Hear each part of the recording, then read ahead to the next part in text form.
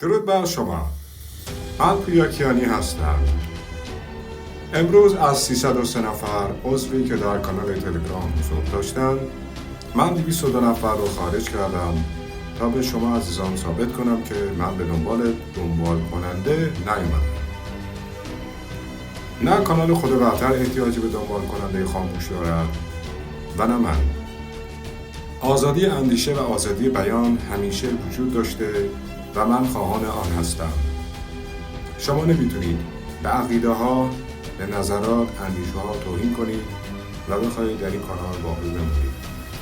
افرادی که در این کانال حذف شدن، افرادی بودند که ممکن بود که پیام های من رو ندیده باشن یا نشنیده باشن.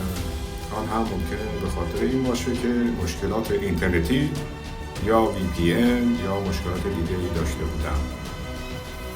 حق انتخاب به همه افراد داده شده. من فقط برای اینکه ثابت کنم که من به دنبال کننده نیومدم، تعداد زیادی از افراد رو از این کانال خارج کردم. این 202 نفری که خارج شدن میتونن خودشون دوباره برگردن. حق انتخاب دارن، حق اختیار دارن، آزادی کامل وجود داره.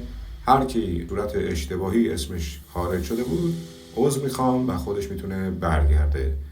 بسیار سپاسگزارم.